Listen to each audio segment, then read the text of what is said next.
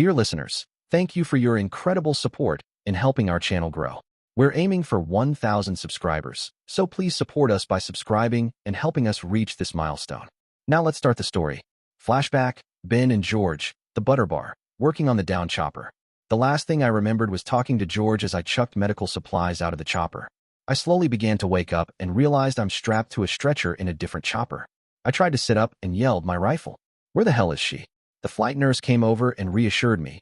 Don't worry, Sergeant Blaine, your packs and rifles are here because the lieutenant made sure that we took them with you. Now sit back and relax because we're going to take extra special good care of you. I was still a little woozy, but the last part of her statement sounded weird, so I asked, what the hell happened? The flight nurse smiled at me and said, the chopper you were in was hit by 2 RPGs. They knocked you out, so you're headed back to the base for a full checkup.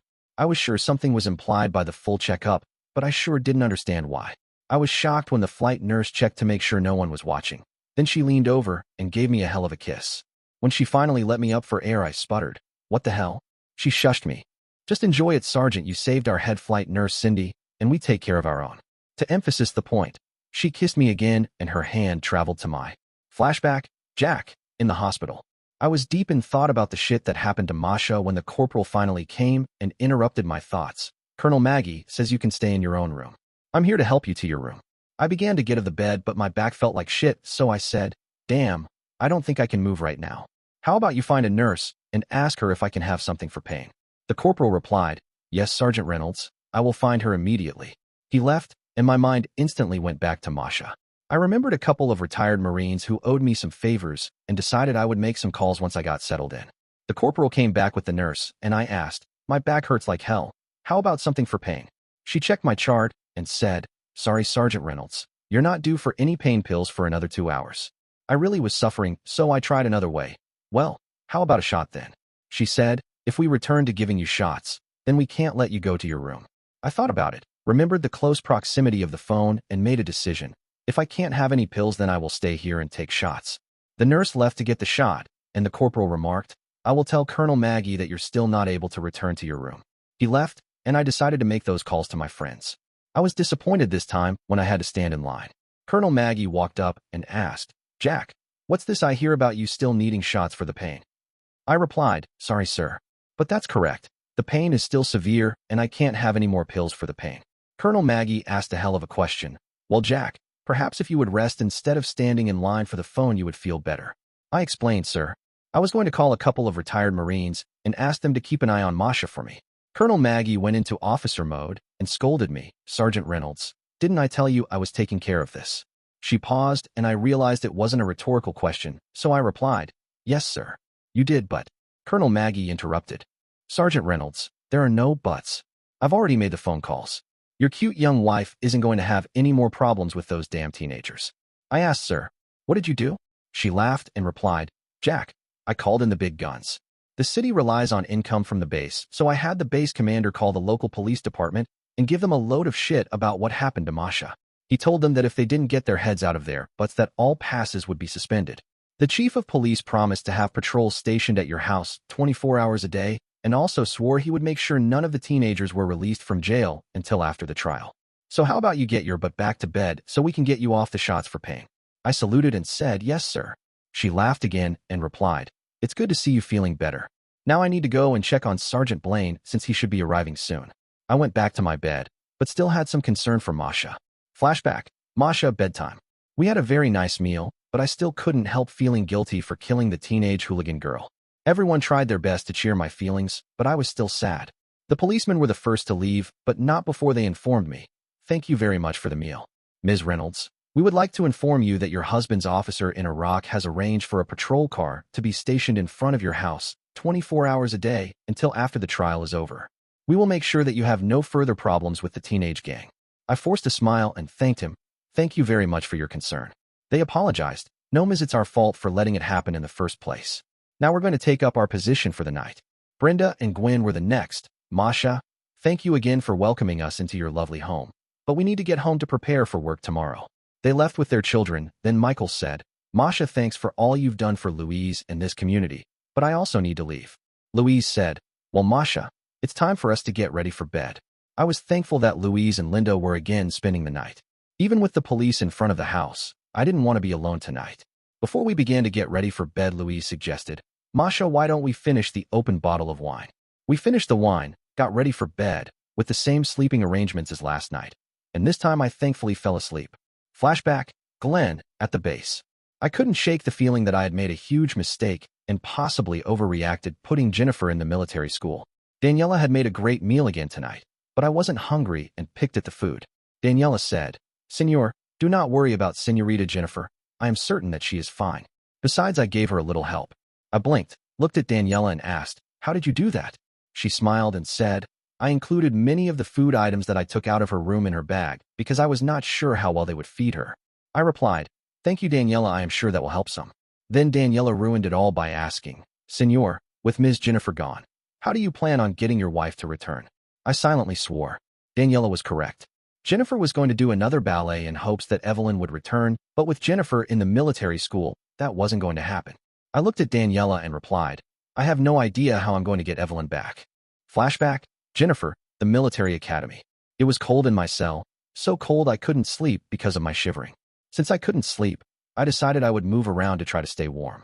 I stood up and paced of the longest wall of this frickin' prison. 1, 2, 3, 4 big paces on the long side. That would be about 12 feet. Now for the other side. 1, 2, 3 big paces. That was about 9 feet. I began to look at the frickin' cell and noticed the walls were really rough, so I decided to try something. I went to the corner closest to the door, wedged my hands and feet against the wall, then pushed up. Heck yeah, it worked great. I was able to climb the wall. This could come in handy when the Gulag biatchs came back. I heard a soft knock on my door, quickly moved to it, and heard, Hey new girl, are you okay? I replied, It's cold as heck in here, and I can't sleep. Suddenly a blanket began to be pushed through the window in the cell door, and the voice adds, There's some food in there for you too. I remark, Thanks whoever you are, but aren't you concerned you're going to get in trouble? The voice laughed, Not really. That blanket is for Marcy's bed. I asked Marcy, Was that one of the girls I took care of? The voice replied, Yes, she was the fattest of the two. You're a big hero to the whole school because the 2 girls you beat up were terrible. They even forced me to. The voice faded away, so I had to guess it was something terrible that was more than embarrassing. I asked, What's your name? The voice replied, My name is Rachel. What's your name? I said, I'm Jennifer, but my friends call me Jens. Rachel said, Thank you, Jennifer, for everything. Now I need to get going and tell everyone else about you. If they catch me out of my room, I will be beaten. I said, Rachel, please call me Jens and tell everyone else as long as I am here. Things are going to change. No one will force you to do anything you don't want to do again. Rachel began to cry and replied, Jens, that's the best thing I've ever heard, but I'm not sure that one person, even you, can fix this terrible prison. Rachel left. I opened up the blanket and found a treasure trove of food inside. I wrapped myself in frickin' Marcy's blanket, began to eat some of the food, and made up my mind that. Flashback, Alexei, back in his room. After my talk with the psychologist, the orderlies escorted me back to my room. On the way, I asked, Would it be possible to see my father? One of the orderlies replied, Sorry, Alexei, your father is speaking with your mother. The psychologist asked him to discover why she. Well, you know what I'm talking about. I sure knew what he was talking about. I still couldn't believe that mother ripped the head off Chow Mein. I needed to analyze what caused her to perform that act. Perhaps father would discover the reason. So I asked, Well, when father is finished talking to mother, will you ask him to see me? The orderly agreed. I arrived at my room, opened the door, and was surprised. Flashback, Ira and Mira. Escape temporarily terminated. My sister is without consciousness. I knelt beside her and began an examination. Hades Carolans. There is blood on my sister's side, and as I pull up her shirt I realize Mira had been wounded and did not inform me. I examined the wound, realized that it is not life, terminating, and began to staunch the sanguineous flow. Flashback, Todd, on the mission. The chopper flambe distracted the security guards well enough that I slipped past them and into the terminal. I walked out the front door, hailed a cab, wrote down the address for the bank, and climbed in the back seat. The drive to the bank wasn't half bad and didn't take long.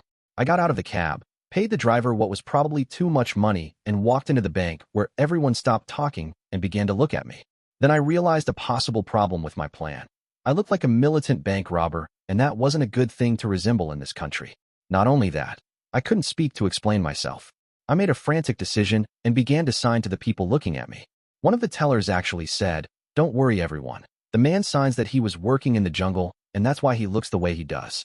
It must have calmed everyone because they went back to their business, and the teller that translated said, Sir, I can take care of you here. I was thankful as hell since I could only imagine what would have happened if I walked up to the window and began to write a note. I signed, I have some money in an account here and would like to withdraw it. She smiled and gave me a withdrawal slip. I filled in the account number and the amount I wanted to withdraw. She signed, I need to see some form of identification. I handed her my passport and signed, how did you learn sign language? She checked the passport and remarked, in those clothes, with your longer hair and scruffy beard you barely look like your passport picture. My little sister was born deaf, so that's why we learned sign language. Why can't you speak?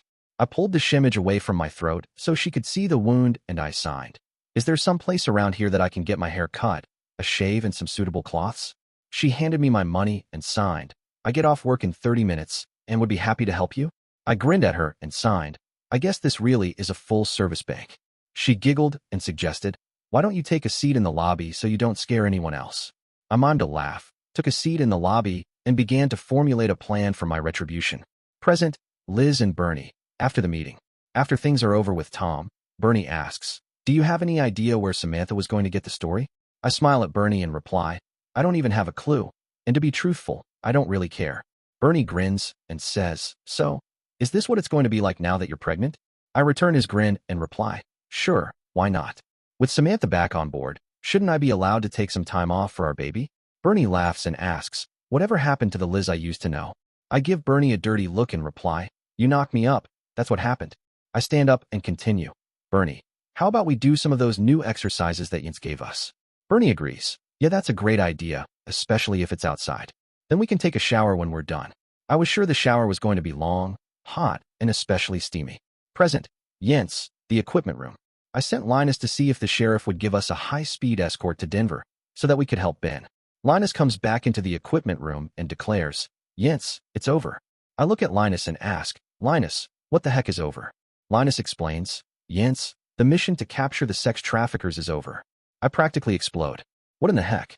Don't tell me that biatch Stacy got there before us. Linus continues and quells some of my outrage. No, Stacy didn't end up helping Ben. In fact, the sheriff didn't know who helped. From what I understand, there are no sex trafficker survivors and close to 100 hostages. Jim, the sheriff, is heading down there himself and has called in the local police to help. I get an idea, Linus, you don't suppose. Linus grins and interrupts. Yes, Jens, I asked the sheriff if you and I could ride with him. He should be here in a few minutes. However, we don't want to look as paramilitary as we do. Tom asks. Present, Tom, gearing up for the mission. With the mission being scrubbed, I'm going to lose the chance to get in better graces with Jennifer. So I ask, Jennifer, if you don't mind, I would like to tag along. Jennifer glares at me, and I'm sure she's going to kill the idea, but then Linus surprises me when he stands up for me. Jens, it's probably a good idea for Tom to come since he's an experienced operator and might be able to help. Jennifer asks, why would we need any help? I thought it was over. Linus replies, well, you never know, so I'd rather be safe than sorry, especially since Maria can't come. I ask, why can't Maria come? Jennifer fills in the blank, because she's taking care of her and Linus' baby. I congratulate him. Linus, I'm glad to hear your great news. Then I begin to formulate a new plan. Present, Jens, the equipment room. I suppose I can't avoid taking Tom with us, not after Linus stood up for him in such a demanding manner. I am still angry at him for insulting Inga in such a terrible manner. However, I do realize that some of my anger toward Tom might be because of Ben. In the end, I decide to cut him some slack. We dump most of our tactical gear, keeping some pistols just in case, and the intercom announces, the sheriff's vehicle is in the garage. We walk into the garage and Linus says, I hope you don't mind if we all tag along. The sheriff says, no problem, just make sure you can follow orders. I want some time to talk to the sheriff, so I loudly call, shotgun. Linus swears, damn Jens, you beat me to it. The guys pile into the back, I take the front seat, notice a laptop computer, and ask, do you have real-time internet on this? The sheriff replies, we sure do. Anymore, it seems like we spend half our time on the computer, and the other half bored as hell. I continue with the questions, Sheriff. He interrupts. Please, Jennifer, feel free to call me Jim. I continue. Okay, Jim, then feel free to call me Jens. Do you have any idea when we can start rebuilding the cabin? Jim replies, Jens is normally a man's name, but if you're comfortable with it, then so am I. I will talk to the Colorado Bureau of Investigation and see when they are ready to release the cabin. However, you do realize insurance won't cover the fire. I want to explode about the two little biatches who burned down our cabin, but I bite my tongue and say, thanks, Jim, I am aware of that. Do you know if Yasmin and Zarika were with the others that been saved?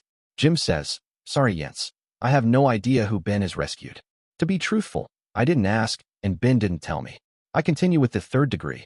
I heard a rumor that you and Ben were friends in high school. Jim laughs. Yents, that's putting it mildly. Ben was the only friend I had, and I was his only friend. This is part of Ben's life that I have no idea about, so I ask, Jim, why's that? Ben seems likable enough now. Jim gets serious and responds, Yents, from looking at you, I would say that you never grew up half Indian in a small Colorado town because you look like the quintessential cheerleader. I blush slightly at the comment and reply, Jim, I didn't fit in as much as you think. I was always several grades ahead of others my age, and some problems came with that. If you don't mind, tell me more about Ben's problems. Jim continues with a serious countenance. I don't know how many times I heard Ben called a half-breed. Plus his father was, well, excuse my French, a real son of a bitch and beat the shit out of Ben all the time and practically killed him a few times. I think for a moment and ask, so his father is responsible for the scars on his back? Jim nods his head. That, and even more, shit I forgot. Congratulations on your marriage. If any two people in the world deserve happiness, it's you two.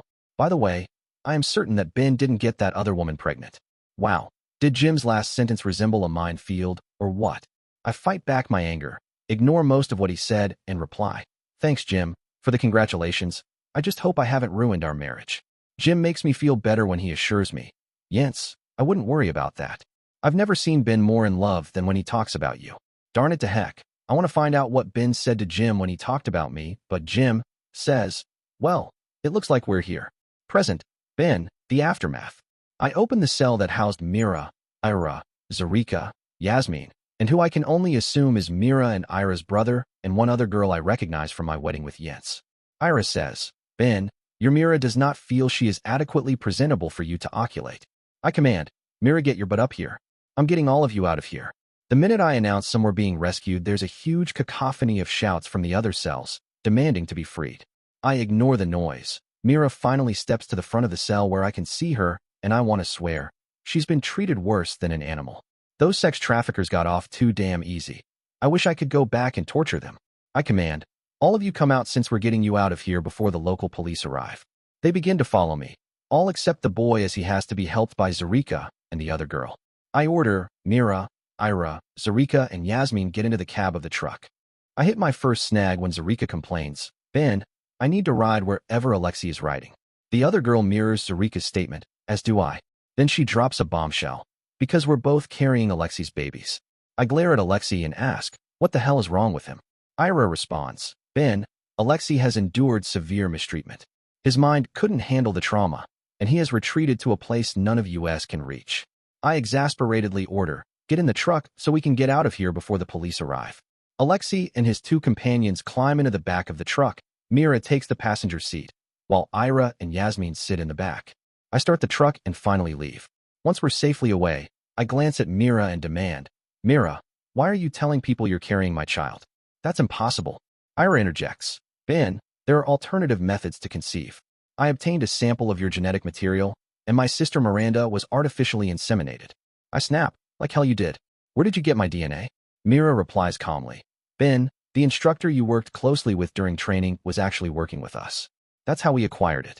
I recall those times, but have no memory of this happening. Mira, Ira, I won't acknowledge anything without a DNA test. Mira replies confidently, of course, Ben. And once it confirms the truth, we can begin our life together. I don't know how to respond, but Yasmin thankfully changes the subject, asking, Ben, where exactly are we headed? Hell's bells, I knew I forgot something. Present, Stacy and Samantha, heading to Denver. The choppers land. We disembark and head into the warehouse Ben mentioned. I look around but don't see him. Instead, I spot a woman, the same one from the security footage at my building in Leadville, holding a scruffy-looking dog and crying. I walk up and introduce myself. Hello, I'm Stacy. The woman looks up and replies, yes, Stacy, I know who you are. Ben has spoken about you often. My name is Destiny. I smile and ask, is Ben here? Destiny shakes her head. Sorry, Stacy. I know you wanted to see him, but he freed Miranda and the others and left. Also, please don't go into the back room. It's terrible. I want to ask where Ben went, but Samantha interrupts. This is almost worse than the scene in Leadville. If it were anyone other than criminals, I might feel sorry for them. It looks like they were attacked by wild animals. Their throats are torn open, and some bodies show signs of being partially devoured. Stacy is talking to a woman when I step forward and say, excuse me, I'm Samantha Stevens with the Truth Network. Would you be willing to share what happened here? The woman stands up and shakes her head. I'm sorry, I don't do interviews. Suddenly, we hear sirens. The police rush in, see us, and command, drop your weapons and get on the ground. Bill places his rifle on the ground, raises his hands, and calmly states, officers, we're a legally deputized SWAT team from Leadville. The officer orders, let's see your paperwork. Then maybe you can tell us what happened here. Bill steps forward. I'm reaching into my vest for the paperwork. As for what happened here, we just arrived ourselves. That woman might know more. He looks around. Wait, where did she go? Stacy says, she walked out the door. The officer reviews the paperwork and nods. Everything checks out, but this is a hell of a mess. Looks like whoever was responsible for these crimes was attacked by wild animals. You said someone was here when you arrived? I confirm, yes, sir. I'm Samantha Stevens from the Truth Network. I asked her for an interview, but she declined. However, we do have some video footage of her. The officer orders, Ralph, take a look at the video and see if you can track her down. Ralph watches the footage and nods. She shouldn't be hard to find. He leaves, and I ask, sir, would you allow us to document the back room where the hostages were held? He agrees, so we follow him inside. The sight is overwhelming. Present, Yentz, at the warehouse. I didn't like the sight of 2 helicopters when we pulled up. It meant Stacy was already here. Sheriff Jim and the rest of us jump out and head inside. It's a disaster. The place is filled with bodies, looking as if they'd been attacked by wild animals. We follow Jim, as he walks up to a man, shakes hands and says, thanks for all you did, Bill. But what in the hell happened? Bill says, hell if we know. Things were like this when we arrived. There was a friend of Ben's here, but I guess she slipped out the door in all the excitement. He notices me, smiles and says, it's good to see you, Miss Donaldson. I correct him. I think you mean Mrs. Blaine. I hear the biatch say, no, I do think from what we've heard that Bill is correct. I spin, glare at her, and practically swear. Well, you've heard frackin' wrong. We're still married. She taunts me. Oh really? From what I understand, Ben has taken Mira, Ira, and the rest of them somewhere away from here. I'm sure he's going to start a real family with them. Especially once Miranda delivers their baby. I lung toward the biatch Stacy, but Linus and Tom both restrain me, and I command, let me the heck go. I want to kick her rear. Linus whispers in my ear, Jens, calm down. She's just baiting you because they are official members of Jim's SWAT team. If you do anything to her, you will end up in jail. I can't resist hurling a threat. Don't worry, you worthless biatch. Someday, I will kick your rear. Flashback, Ben, back at the base. After I almost got assaulted by the flight nurse, the pilot announced, prepare for landing. She pulled away and assured me, don't worry, I will see you later. The chopper landed, and as they began to take me off the chopper, I had a slight problem in my pants. The flight nurse got me so excited I had a world-class tent. And it wasn't funny. It hurt like hell because my hands weren't free, so I couldn't position him in a more comfortable position. They slid me out of the chopper, and SHIT. There to meet me was Colonel Maggie. I could clearly see where her eyes traveled as they went from south to north. She noticed the tent. She scolded me, Sergeant Blaine. What the hell did you think you were doing? I wasn't sure what the hell she was talking about, and since I worried her comment was about the tent in my pants, I decided to play dumb. Sorry, sir. I'm not sure what you're referring to. I mentally breathed a sigh of relief when she continued. Your foolishness for trying to save the supplies out of the downed medevac chopper dam near cost the Marines one of their best snipers. Sergeant Blaine, do you have any idea how much money the Marines have invested in you? I decided to yank her chain a little and teased. Oh, I don't know. $5 or $6. Her eyes softened. She laughed and said, Sergeant Blaine, it's a hell of a lot more than that. So don't go getting yourself killed because you'd be hard as hell to replace. I changed the subject. Is the captain going to be okay? Colonel Maggie's smile continued, and she said, don't worry, Sergeant Blaine. I have a complete report on his actions, and you're not going to work with him again. By the way, the surgeon said you did a hell of a job on Jack. I asked, where's he? Colonel Maggie said, he'd be in your room if we could get him to stay in bed long enough that he could get off the shots for pain. I never realized he was such a pansy about pain. I quickly thought and replied, Jack can be funny. Some things don't seem to bother him at all, but when his pride's been hurt, he always complains. Colonel Maggie laughed. Pride, now that's a funny name for his flabby butt. The corporal came up and remarked, Sergeant Blaine, I'm going to take your rifles and packs to your room. I smiled and thanked him. That would be great. I was wondering what I was going to do with them in the ER. The corpsman came up and hauled me into the ER. Colonel Maggie tagged along and started on the ER doctors. I know you all are busy, but don't you dare let this sergeant languish in the hallways forever.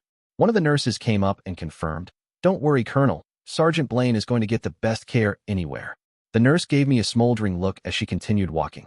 Colonel Maggie said, "Well, I need to get going and give that captain some shit for harassing you. Hell, I might even give him a General Donaldson." She left, but it took me a couple minutes to figure out what a General Donaldson was. I started to laugh. Then the nurse returned to wheel me into a room. Flashback, Jack, in the hospital. I really wanted to call Masha again to make sure she was okay, but I looked at my watch and realized she'd be asleep. Of all the crazy things to have happened to her, she was forced to kill a teenage girl. What's the world coming to? I was thankful as hell that Colonel Maggie took care of the situation, so at least I could relax some. The corporal came up and announced, "Ben is here. I took his rifles and packs to the room along with yours." I asked, "How's he doing?" The corporal replied, "I'm not a doctor, but he seemed fine to me."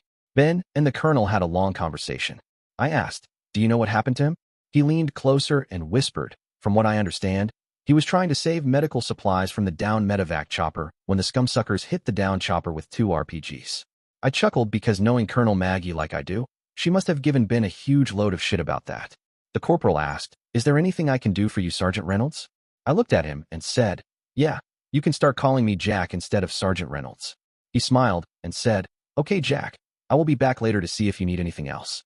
Hell, I could get used to having an aide at my beck and call. Flashback, Masha, the next day. I jumped like crazy when someone touched my shoulder. Louise jumped back and said, "Don't kick my butt, Masha, it's just me. I thought you might want to join us for breakfast." I sat up. My head ached. Then I remembered the wine from last night and realized the source of my ailment. I sputtered, Why? You made breakfast?" Louise laughed, which made my head hurt even more, and replied, "Yeah, I'm sure it won't be as good as one of your meals, but I can boil water without burning it and cook eggs." I figured out the joke, forced myself to laugh, and said, "Please give me a minute in the bathroom, and I will be right there." Louise left. I rushed to the bathroom and vomited into the toilet. Then I splashed some water on my face, rinsed my mouth, and headed into the kitchen. Linda saw me and began to coo and goo, and suddenly my headache was gone. I walked over, gave Linda a kiss on the cheek, and said, "Are you a happy girl today?" Louise remarked, "She sure is. She likes staying at Annie Masha's house." Louise had made some coffee, which I grudgingly accepted. She put some eggs and potatoes on my plate, sat down, and said, "I hope you enjoy it." I was glad I vomited earlier, because the food looked greasy enough that I knew I would have vomited again after I ate it. I took a forkful, put it in my mouth, and remarked, "Thank you, this is really good." Louise suggested, "Try some of the potatoes."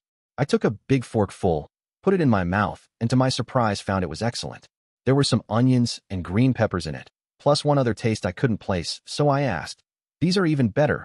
What did you put in them?" Louse laughed and replied, "So, you're trying to steal my cooking secrets? These potatoes are like my mother made when I was a child. She always added a little maple syrup to them when she cooked them." I commented, "I didn't know I had any maple syrup." Louise laughed, "Don't worry, I brought some from the store last night, along with a few more things for Linda." Well, it looks like it's time for me to leave. Louise kissed Linda, walked out the door, and for once Linda didn't even cry. I finished the eggs and potatoes, checked my cabinets, and noticed they were practically full. Louise brought much more than a few things. I did the dishes while Linda played in her chair, and then prepared her for her bath. I really enjoyed having Louise here with me full time. Flashback, Glenn, at home the next morning. I slept like shit last night.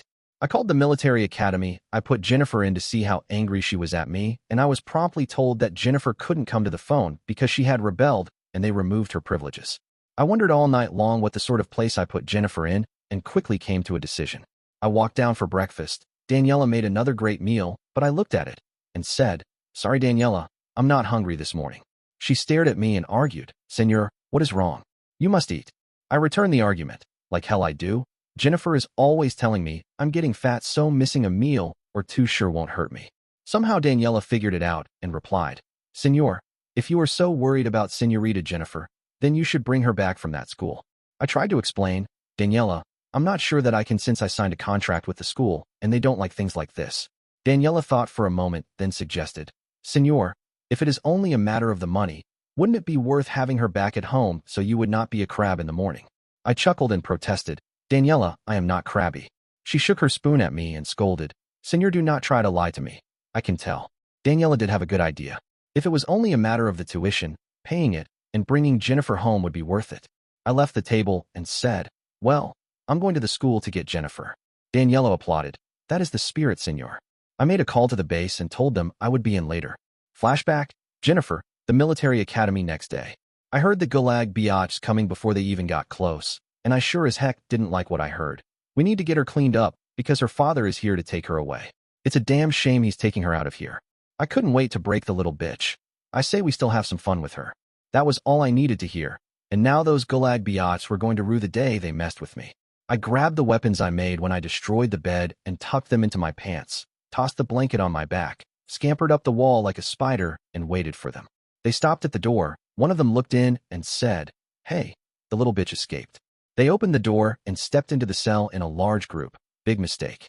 I pulled the blanket in front of me, landed on top of them covering them with the blanket, pulled the metal bed parts out my pants waist, and began to beat the heck out of them.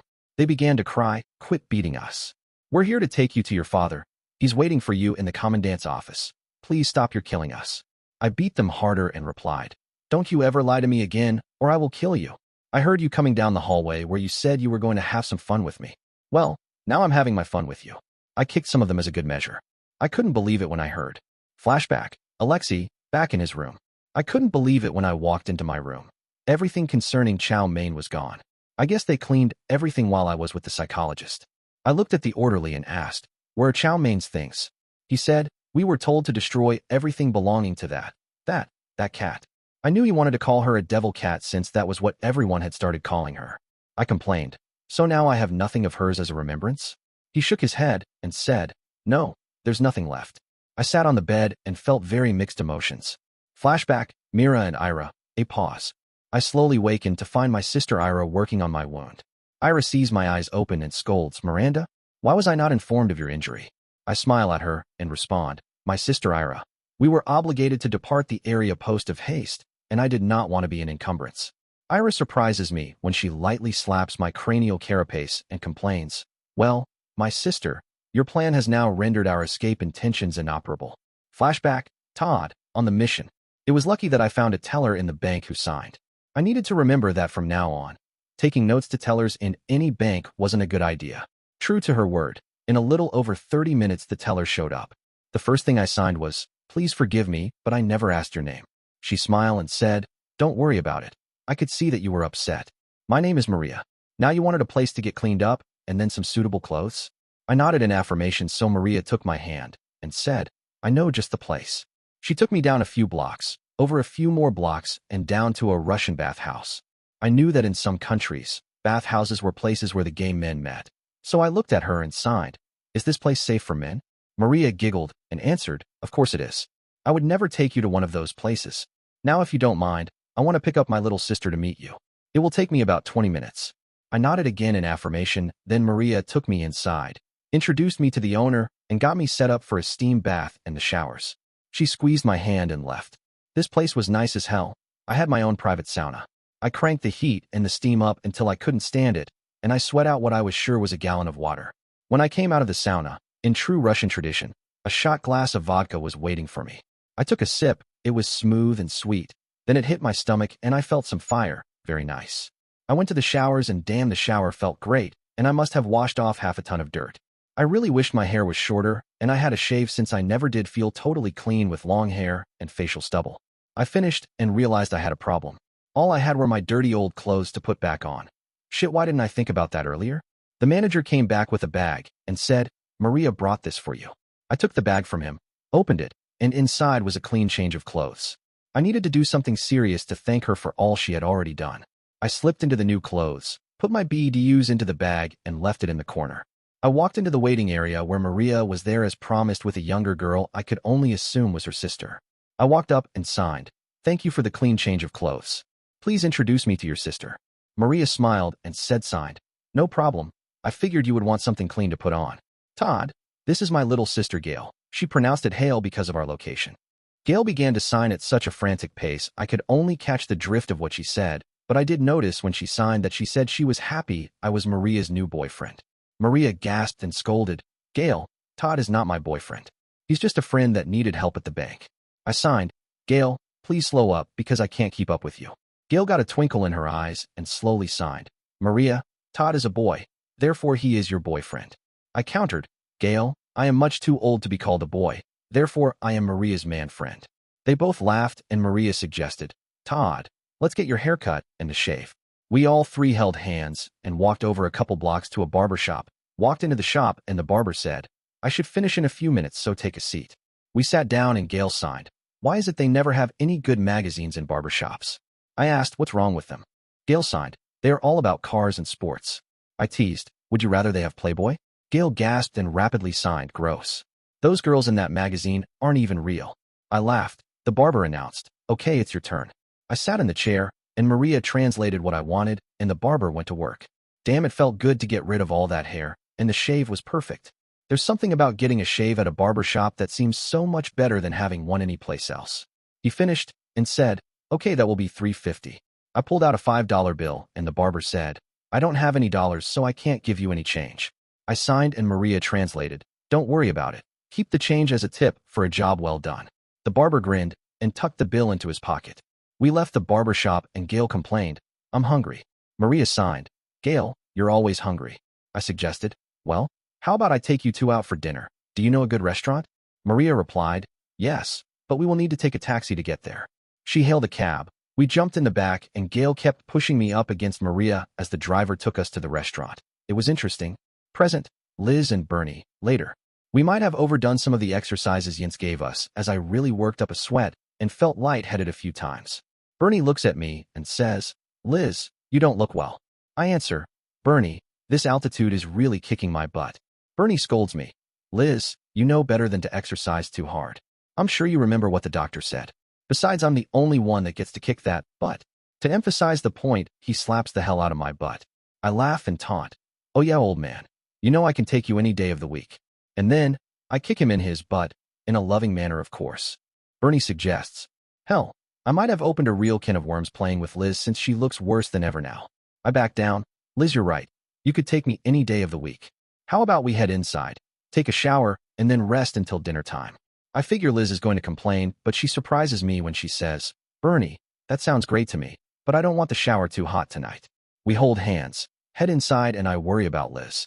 Present, Ben, solving the problem. Yeah, I knew I was forgetting something. Damn, where in the hell am I going to take them? This mess with Jens and Mira has my head spinning in 10 different directions at once. Hell's bells, I married Jens because I love her and have for some time. But if Myra's baby is really mine, I have to do the right thing and take care of them. I know I never had sex with Mira, but I sure as hell wasn't sure about my semen. Could they have really recovered some of it? Did they have any left? If so, could I use it with Jens? Hell no. If they did have any left, that would mean that I would have to take care of Mira and the baby. Yasmin again asks, Ben, where are you taking us? I make a command decision and answer, well, seeing as you two little shitbirds burned down the cabin, I'm going to find the cheapest and worst hotel I can to put us in. Mira insults me when she answers, Ben, that is fine because I could not abide to live in that cabin with your ex-wife.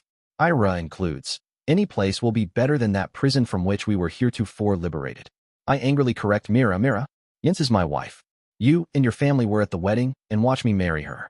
Mira confounds me with her response, Ben, we did observe the farcical ceremony. Because it was not performed by a Russian Orthodox priest, it is therefore not valid. I swear, Mira, I don't care which priest performed our wedding. We also have a marriage license that says it's legal. I knew I had been baited when Mira laughs. Ben, has that document been filed with the government? I sputter. Well, no, I didn't file it yet. Mira smiles at me and says, then your marriage isn't legal and we can get married. I profusely bitch, like how we can get married. Mira, if that is my baby, which I highly doubt, then I will take care of it, but there is no way in hell I will marry you. Mira begins to cry, and I feel like shit. But I do know what I must do after I find a motel. Present, Tom, at the warehouse. Stacy Summers has insulted Jennifer in some of the worst possible ways that she could.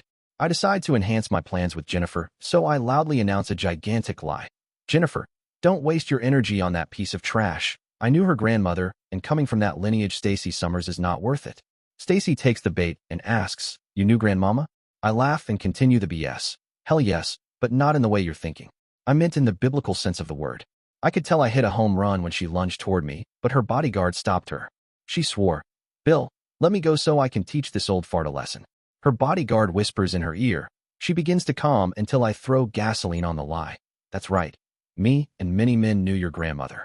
Hell, she needed a sign over her bed that said, millions served. This time she broke free and began to attack me. She fought well, but didn't fight dirty. I feigned an injury. She pressed the attack, but let down her guard, so I bloodied the hell out of her nose and knocked her on her butt. Her bodyguard moved toward me when we heard, "What the hell are you all doing?" It was the sheriff. I was glad as hell he stopped the fight because I wasn't sure I could handle the bodyguard. The bodyguard walked over to Stacy, helped her up, and complained, "Jim, he assaulted Ms. Summers. We want to press changes." I hold up my hands and counter, "Jim, I was just defending myself since Stacy Summers attacked me first. Jennifer and Linus come to my defense, and the next thing you know everyone is trying to talk at once." Jim has his fill of it, blows his whistle. We all stop talking and he orders Stacy Summers and her crew move to that side of the building. Yentz and her crew move to the other side of the building. "If there is any more fighting, I will arrest all of you." We move to the different sides of the building specified by the sheriff while I practically laugh as Jennifer and Stacy glare at each other. Jennifer asks me, "Present, Yentz, at the warehouse." I was impressed that Tom stood up for me, and it was great to see him bloody the biatch's nose. I wish I could have done that. I ask, "Tom, did you really know the biatch's grandmother?" Tom laughs and crows, "Hell no I didn't, but I can trash talk with the best of them." Linus interjects, "Tom, that was a sneaky move you used on her, pretending to be injured." Tom continues the crowing. "Well, when you're my age you learn that if you're going to fight, never fight fair." I ask, "So what was it like hitting the biatch in the nose?" Tom smiles at me and says, "I'm sure you will find out yourself someday." My phone rings, I look at it, and see it's Gretchen, so I answer, "Hey Gretchen, what do you need?" Gretchen informs me, "Yentz, we might have a hit off the traffic cameras." I get excited, "Where did you see Ben's truck?" Gretchen answers, "Several cameras on Colfax Avenue caught his truck. Unfortunately, we're not sure exactly where." My excitement wanes a little as I say, "Well, good work. Let me know if you can give me a more accurate location." I look at Linus and Tom then say, "Gretchen saw Ben's truck on several of the traffic cameras on Colfax Avenue, so we might have his location soon." Tom shoots down my meager hope when he says, "Colfax Avenue. Hell's Bells Playboy called that street the longest, wickedest street in America. It's like 26 miles long, and finding Ben there will be almost as bad as looking for a needle in a haystack." Linus further depresses me when he says, "This information won't do us any good because we don't have a vehicle to drive." Tom then tries to cheer me up, "Jennifer, don't be so sad. At least we know that Stacy isn't having any luck at finding Ben. In fact, we now have information that she doesn't have." Present, Stacy, at the warehouse. I couldn't stand what the mouthy old fart said about grandmama and thought I would teach him a lesson. I was doing well until I thought he was hurt. I wanted to finish him off, and the old fart hit me square in the nose. Bill begins to work on my nose. He holds an instant ice back to my face and says, "Miss Summers, the good news is your nose isn't broken. However, you're going to probably have a couple of black eyes from this." I swear, "Bill, that old fart tricked me." Bill laughs, "Miss Summers, you need to learn that most people, especially older people, don't fight fair. I do apologize to you since we've been too lax on your training, and that needs to stop. Also, it wasn't wise to antagonize Jennifer Blaine." I interrupt, "Bill, don't you dare call her that in front of me again." Bill asks, "What do you want me to call her, Miss Summers?" I reply, "The bitch is a good name for her." He continues to work on my nose. Present, Samantha, at the warehouse. I can't believe how bad it is in this back room. There are rows and rows of cells packed with women and some men, but the worst part is the smell. It begins to bother me when Vic, who is following me, hands me his shimage and suggests, "Miss Stevens, cover your nose with this. It will help to fend off the stench." I gladly accept as he helps me wrap it around my face while the police begin to order us to video specific parts of this prison. I double-check with John, my cameraman. Do we have enough extra batteries and tape to take care of the needs of the police and also shoot a report for the Truth Network? John assures me, "Don't worry, Samantha. I've got you covered." Things are going well when the two officers from the CBI who I know and some other men in suits arrive. They walk over to me and say, "Samantha Stevens from the Truth Network. These are agents of the FBI. I told them that we can again count on you to film this crime scene." A tall FBI agent walks up, shakes my hand, and says, "Miss Stevens, I'm SSA Aaron Hotchner, and we do appreciate the use of your cameraman. However, we are going to ask you to not do a news report because this is an ongoing investigation." I quickly decide to play hardball. "Agent Hotchner, I will only agree to film this for you if I am able to run some sort of report. Otherwise, we will pack up our camera and leave." The CBI agents come to my rescue.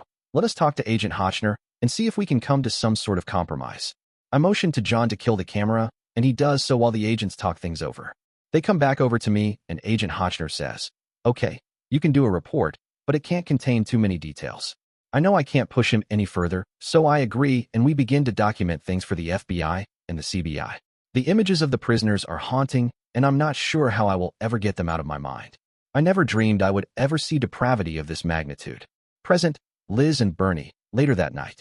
After a cool, refreshing shower and a great dinner from Mabel, Bernie and I are relaxing in the main room watching TV when we interrupt your normal programming for a special report. Bernie looks at me and says, I wonder what's going on. Samantha comes on the screen and says, Greetings, America. This is Samantha Stevens from the Truth Network. Sorry to interrupt your normal program, but this will be a short and sweet report. We just witnessed the release of close to 100 prisoners, mostly women, who were destined to be sold into sexual slavery. I would love to show you video of their prison cells, but it would be too graphic for most of you. I am with Sheriff Jim Freeman from the Leadville Sheriff Department, who was instrumental in ending the captivity of these women. Sheriff Jim, could you tell me how you accomplished this when other agencies had failed? Sheriff Jim replies, Thank you for the praise, Ms. Stevens, but I do have to say it was more luck than anything else. We came across a crime scene in Leadville, which started everything. I was then able to assign the right man to handle the job. Samantha asks, Who did you assign the case? Sheriff Jim says, I was lucky because an old friend of mine showed up. I'm sure most of your viewers know Ben Blaine. Samantha continues, Yes, I'm sure most of America knows him, especially after I covered their wedding. Could you tell me where he is now, so we can ask him some questions? Sheriff Jim continues, Sorry, but he's off on another assignment. Samantha comes back on and closes. Thank you, Sheriff Jim, for your time. We will now return you to your scheduled program. The show continues. I look at Bernie and comment, Well, I guess we know where Sam's been. Bernie answers, Liz, did you get a look at her clothes? She looked great. I grumpily reply, I sure did, Bernie, and I'm not too happy about it. Liz and Bernie weren't the only ones who watched the report with great interest. Flashback, Ben, back at the base. At least my hands were free this time, so it didn't feel like I was being assaulted.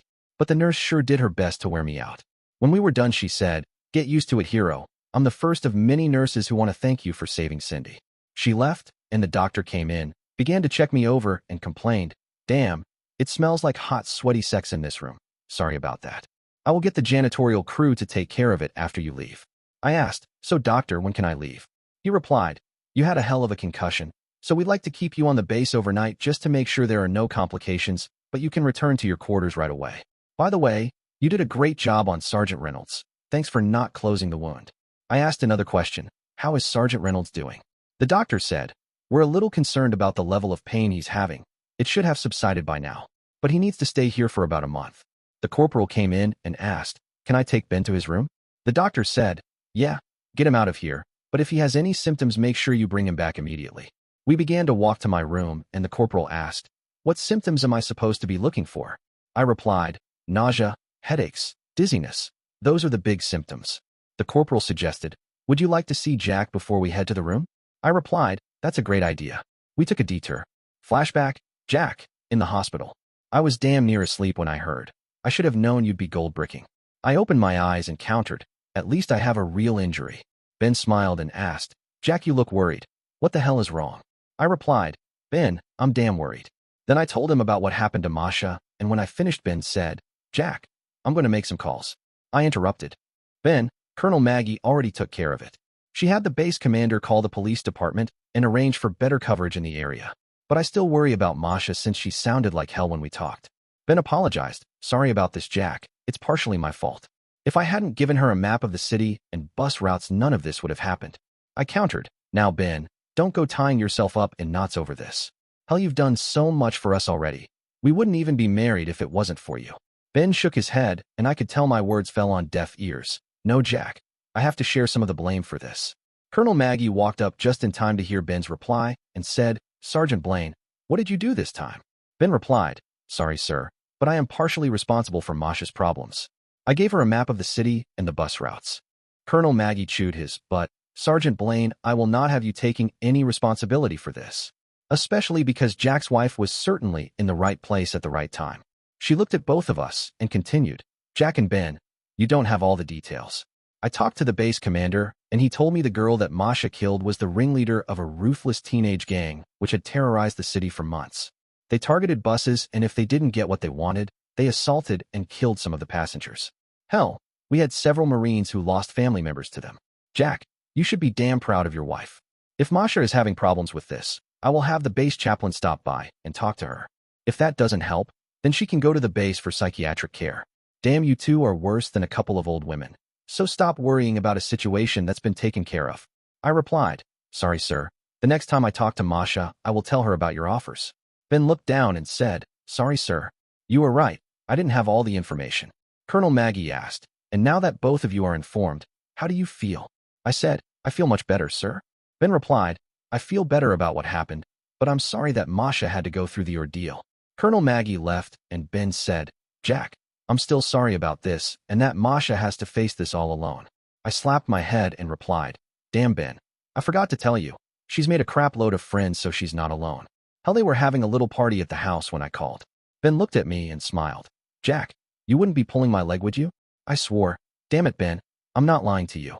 Ben leaned close so the corporal couldn't hear and told me, Jack, you need to get off the damn shots because the doctors are starting to worry about you. If they do an examination on your back. I interrupted. Ben, don't worry. The real reason I stayed here was to be close to the phone to call Masha. Ben relaxed, turned to the corporal, and said, well, I'm ready to head to my room and get a shower. I teased. I wasn't going to say anything, but you do smell like sex. Ben shook his head and replied, Jack, if you only knew the half of it. I grinned at him and said, Ben, I heard what's in store for you. Enjoy yourself. They left, and I did feel much better. Shit, I should have asked Colonel Maggie to go to the room too. Flashback. Masha, the next day. I made up my mind. I needed to talk to Louise when she came back to the house. Taking care of Linda certainly helped today to take my mind of the terrible act of killing the teenager. However, the day still seemed to pass interminably slow. I was concerned over what Louise's answer would be, and if she said no, I would be very sad. I made dinner tonight. Chicken, a mixed salad, and a lettuce salad. Finally, the time arrived, and I heard a car pull into the driveway. I double-checked to make sure it was Louise, and it was. She grabbed several large bags from the back seat, and I met her at the door with Linda. Linda saw Louise and began to coo while Louise said, please take these bags while I take Linda. We exchanged what we were holding, and Louise kissed Linda several times before asking, were you a good girl today? I replied, she was great. We had so much fun today. I will tell you all about it over dinner. We sat at the table, Linda in her high chair, and I served dinner. Louise commented, Masha, I don't know how you do it. You take care of Linda all day and still have time to make a great dinner. I bit my lower lip and replied, Louise, I sort of wanted to talk to you about that. Louise interrupted. Masha, don't tell me you don't want to take care of Linda anymore. I shook my head and said, no, Louise, what I wanted to ask you is that since Jack is gone and we have an extra room, if you would like to move in here full time? Louise smiled and said, Masha, I was hoping to do that, but was afraid to ask. But where are we going to put the furniture from my apartment? I asked, how many things do you have? Louise said, not too many, and some of them aren't even worth bringing here. I said, there's room in the garage. Let's see if they will fit in there. We walked into the garage and Louise said, oh yeah, my stuff will fit in here just fine. So when can I move in? I suggested, how about this weekend? Perhaps Michael will help you move? Louise said, this will be great and will save me lots of money. Heck, I can even walk to work now. I felt much better knowing that Louise would be staying here with me. Flashback. Jennifer, the military academy next day. I'm thoroughly kicking the Gulag biatch's rears after I heard them threaten me coming down the hallway. Then I suddenly hear, Jennifer, what the hell are you doing? I recognize that voice. It's Daddy. I heard another voice yell, Miss Donaldson, stop beating up the staff. The commandant rushed into the cell, but made the mistake of grabbing my arm. I broke free and began to wail on him with the metal parts from the bed. He yelled, Glenn, call her off. Daddy ordered, Jennifer, I've come to take you home. I yelled, Daddy, there's no way I'm coming home. There are too many terrible things happening to the students here, and I'm going to get to the bottom of it. Because I was distracted beating the commandant, I didn't notice that the Gulag biatchs escaped the blanket until one of them grabbed me from behind and pinned my arms to my side. She spun me around, and another one of them began to punch me. Daddy yelled, no one punches my daughter and gets away with it. Then Daddy rushed into the fray past me and knocked out the biatch who was punching me. The commandant spun to fight Daddy, but it didn't last very long since Daddy knocked him on his rear while I went back to inflicting blows on the Gulag biatchs. Without the blankets, I could see the welts which raised on their faces and arms where I hit them. Daddy motioned toward the doorway with his head. I understood what he wanted to do. We slowly worked our way into the hallway, then Daddy slammed the cell door closed. They began to yell, let us out of here. You can't do that to us. Glenn, be reasonable. Daddy yelled back, I am being reasonable since I didn't kill any of you for what you've done. Don't worry, I'm calling in the police to get to the bottom of what's going on here. We turned down the hallway and were surprised when the students were there and began to cheer. Flashback. Alexei, back in his room. Yes, I had mixed emotions about Chow Mein. I felt badly that she injured so many people, but I never dreamed, in my wildest flights of imagination, that she would become insanely violent. It made me question what the pills I diverted from myself to chow mein had been doing to me. Father came into my room and I asked, "Were you able to determine why mother killed chow mein?" He shook his head. "Sorry, Alexei, your mother wouldn't talk about it." I further asked, "Father, do you have any supposition of what caused mother to kill chow mein?" He smiled at me and responded, "Yes, Alexei, I do. However, I was asked not to talk to you about it." I questioned, "By the psychologist?" Father confirmed my thoughts when he said, "That's correct, Alexei. He is recovering from his injuries and wants to put this whole incident behind us." When Father told me this, it gave me a new idea for creating mayhem. Flashback, Mira and Ira, continuing. I began to rise and my sister Ira complained, "Miranda, what is it that you are accomplishing to attempt?" I smiled at her and replied, "I will not terminate our escape." Ira informed me, "Miranda, if you continue to writhe, you will undo the work I've done to staunch the bleeding." I fight my way to my feet and order, "Ira, we must continue our escape." I began to run and then. Flashback, Todd, on the mission. The restaurant to which Maria took us appeared wonderful and it served a variety of local dishes. Maria smiled at me and asked, "Todd, do you trust me?" I signed, "Of course I do." Gail teased and signed, "Oh boy, you are in trouble now." We got a nice table, away from the kitchen, and Maria ordered for all three of us and included a bottle of wine. The waiter came out, poured us each a glass of wine, and it was my turn to tease. "Gail seems young to be drinking wine." Gail quickly signed, "There is no age limit on drinking wine here. Besides, it's safer than drinking the water." I continued to tease, "Well, if you get drunk, I don't want you throwing up on me." Gail mimed throwing up, and we all laughed. I had a surprise when the food came, as it was served family style. Maria took a plate and served me, then Gail, and finally a plate for herself. I started to eat, and Gail scolded in a flurry of hand-waving. We did not pray first. We bowed our heads and Maria said the prayer, then I took my first bite. It was some of the best food I have ever eaten. Present, Bernie and Liz, later that night after Sam's report. Wow, I never realized that Liz felt so threatened by Samantha.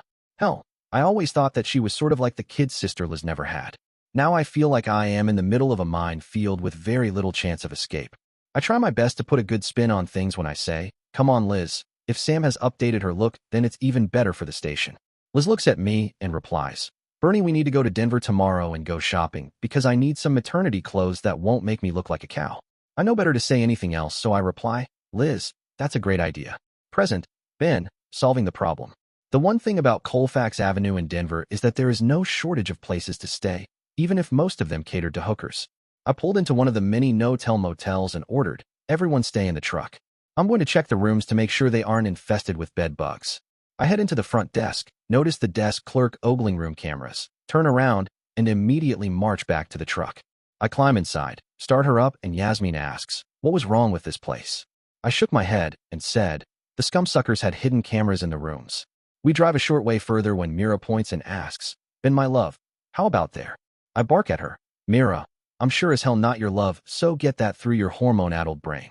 I continue, "However, I do think this one might work. Again, stay in the truck and I will check it out." We had lucked into what was probably the only chain hotel on all of Colfax Avenue. I walk into the lobby, the concierge smiles at me and asks, "How may we help you today?" I return the smile and request, "I was hoping to rent some rooms." I did some quick math and continued, "Do you have 4 rooms available?" She replies, "You're lucky because we have a large group checking out this afternoon." I answer, "That's great. Let me pay you for the rooms now. What time will they be available?"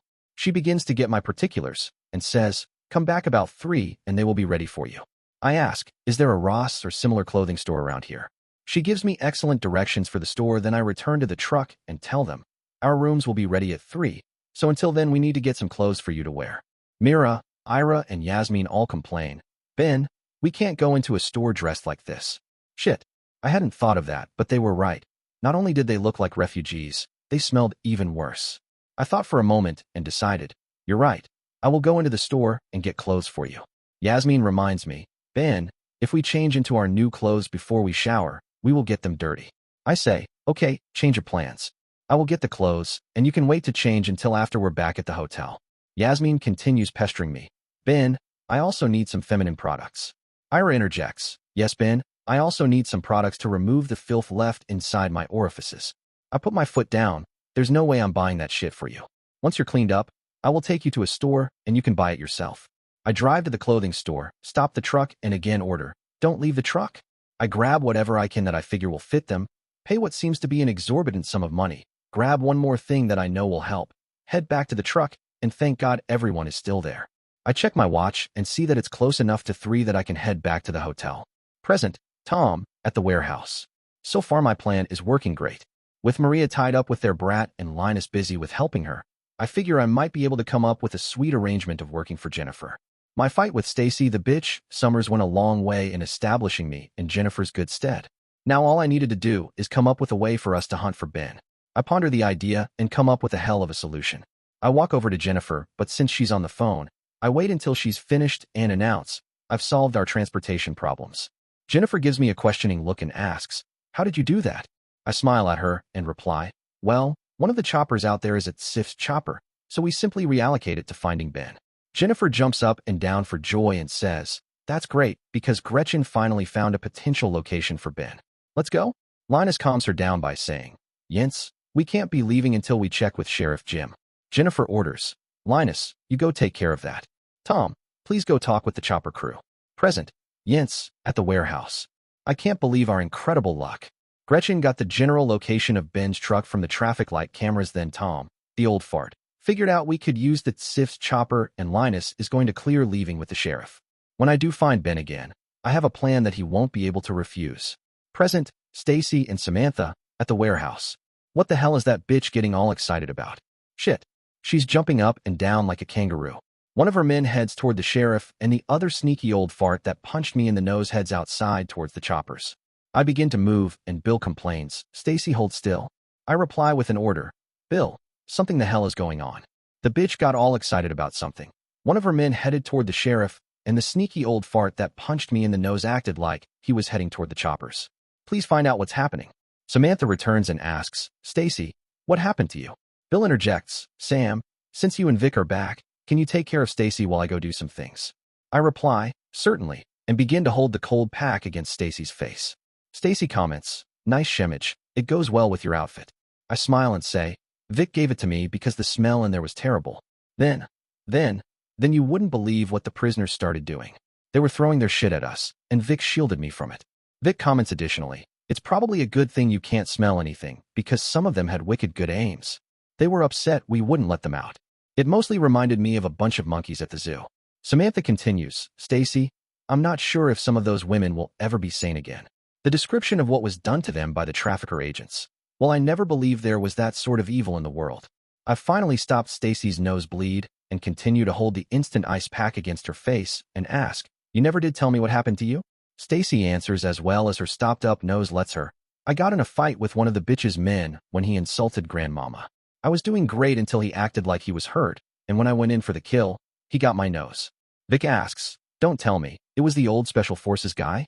Stacy responds, yeah, he's the one. How did you know? Vic smiles and says, those old guys never fight fair and almost always use the they're hurt trick. Bill comes back and interrupts, Stacy, one of Jennifer's. Stacy gives Bill a very dirty look, and he quickly corrects his statement. Sorry, one of the bitch's minions hacked into the Denver traffic cameras, and they have an approximate location on Ben Blaine. The old fart is Tom. He's with the Sifs, and that was their chopper we used. They are setting up to go find Ben Blaine. I jump to my feet and order, Bill, choose your best men and get them out to our chopper, and tell the rest we will figure out a way to get them back to Leadville. There's no way in hell the bitch is going to beat me to finding Ben. Samantha asks, Stacy, can we tag along? I look at Bill and Bill answers, I don't foresee there being a firefight or anything, so there shouldn't be a problem. If there is one, Vic and I can probably handle it. I look over and the bitch and her crew is already gone. I expound, let's get the hell to out chopper. Present, Liz and Bernie, later that night.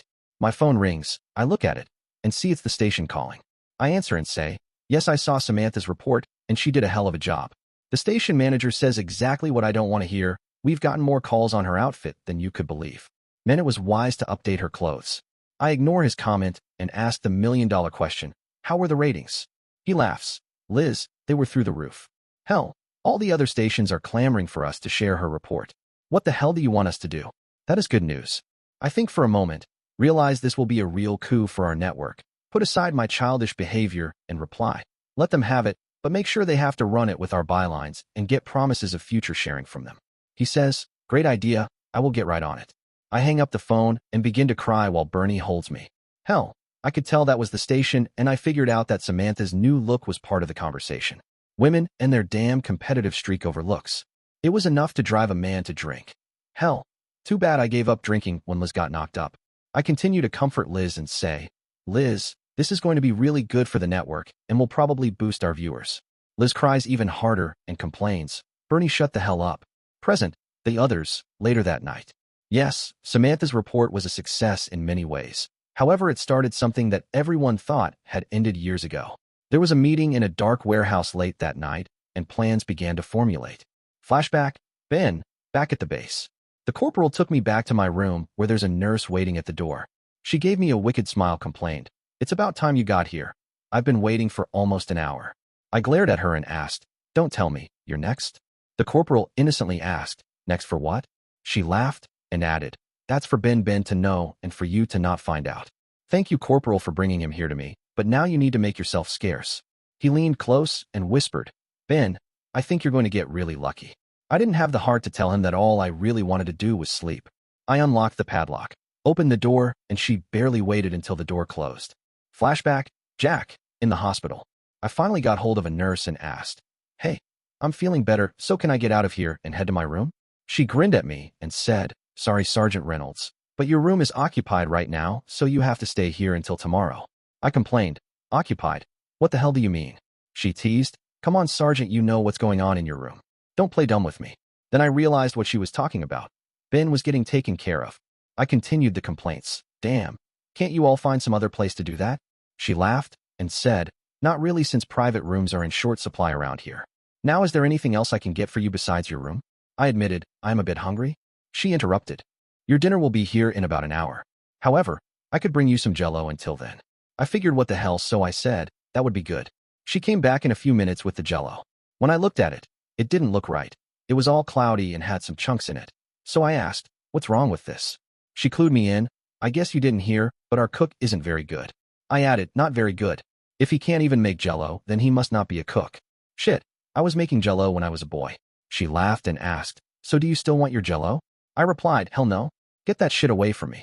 She threw it in the trash as one of the other men came up and said, You're smart not to eat that shit. I ate some of the Jell-O and was sick for a week. This was going to be a long month if I couldn't even eat the food here. I decided I needed to find the corporal and see about getting an MRE. Flashback, Masha, the evening. We had a great time at dinner as I was so happy that Louise and Linda were going to stay here with me.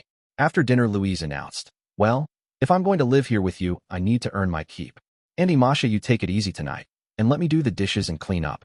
I complained, Louise, you worked all day? Why don't you get reacquainted with Linda while I clean up the kitchen? Louise smiled at me and said, That would be great, but I'm making the popcorn tonight for the movie we're going to watch. I was surprised and responded, Louise, I hate to tell you this, but I have no idea how to run the television and disc player. She replied, Masha, it can't be that hard to figure out. I'll look at it when we're ready. I quickly cleaned up the dishes in the kitchen. We went into the living room and Louise began to mess with the television and stereo. She asked, Masha, do you know where the remotes are for this? I opened the drawer on the coffee table and handed 4 remotes to her. She looked at them and complained, What the heck? 4 remotes? She then studied them and continued, Well, this one is for the TV. Looked at another and remarked, This is for the stereo. She looked at the other 2 remote controllers and surrendered. I have no idea what these are for. She pointed the remote controller for the television toward the large set, pressed the power button, but nothing happened. I grinned at her and said, That's what happened when I tried to use the television. You might as well give up because none of it works. Louise acquired a look of serious determination on her face and said, Give up, heck. I've just begun to fight. She crawled behind the television and remarked, Well, it's unplugged. No wonder it didn't work. She plugged everything in, then came around the front of the television, pointed the remote at it, pressed the power button, and this time it came on. However, there was a very grainy picture and no sound. Louise complained, Where in the heck is the sound? She looked at the stereo, noticed the speakers around the room, and postulated, Perhaps Jack has this set up for surround sound? She turned on the stereo. There was a click, and then a massive volume of noise came out of all corners of the room. It scared Linda, who began to cry. Louise asked, Masha, can you take care of Linda while I figure this out?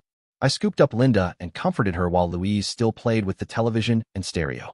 She turned down the sound, punched some more buttons on the remote, and said, Hey, I think I finally figured this out. Now how do we turn on the DVD player?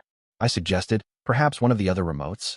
She picked up the first remote, pointed it at the television, pressed a button, and everything turned off. Then she swore. What in the hell?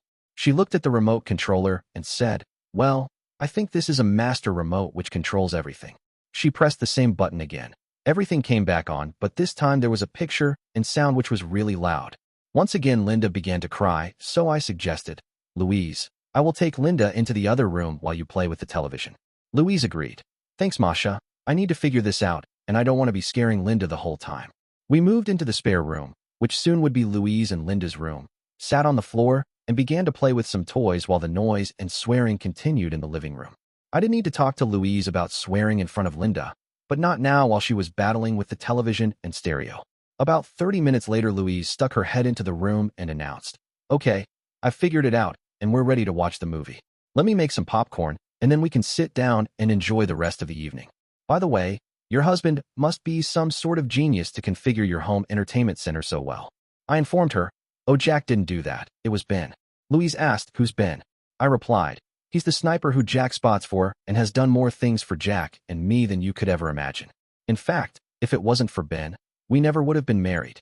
And not only that, he was the one who made sure I got my green card so I could come to America. Louise smiled and said, well, he's a genius. He provided one master control that does everything, once you figure it out. She paused, bit her lower lip, and asked, hey, have you ever seen Jiffy Pop popcorn? I shook my head no, and Louise continued, we'll bring the kid and come and watch. It's amazing. We followed Louise to the kitchen where she pulled this little frying pan-looking thing out of the cabinet, took a cardboard cover off the top, and said, now watch this. She turned on the stove, put the pan on top, and began to shake it back and forth. Linda was fascinated with it, and soon we heard the unmistakable sound of the corn popping. The silver top of the pan swelled and resembled a silver pregnant belly. The popping slowed. Louise pulled it off the stove, set it on an oven mitten, and asked, where do you keep your big bowls? I handed Linda to her, went to the lower cabinets, pulled out a big bowl, and then placed it on the counter. Louise handed Linda back to me. Then she took the Jiffy popcorn, tore the silver pregnant belly open, and dumped delicious-smelling popcorn into the bowl. She smiled at me and confided, now for the secret ingredient. She went to the refrigerator, opened the door, took out the Parmesan cheese, and dumped some on the popcorn. She picked up the bowl, grabbed a bottle of wine with 2 glasses, and we walked into the living room. I asked, what movie are we going to watch? Louise replied, have you ever seen Monty Python's In Search of the Holy Grail? I shook my head no, and Louise said, oh boy, are you in for a real treat? We sat down, Louise started the movie, and I jumped like crazy because the sound came from behind me. Louise giggled and said, Masha, that's called surround sound, so don't have a heart attack. I was ashamed to admit, but I didn't understand some of the movie, especially the opening credits that talked about a moose and were in fake Swedish.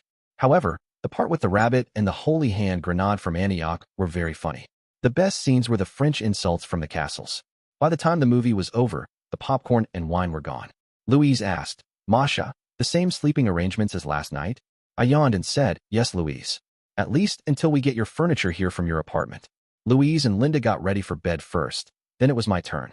By the time I finished in the bathroom and came back into the bedroom, they were both asleep. I laid on the bed and thanked God for finding friends like Louise and Linda.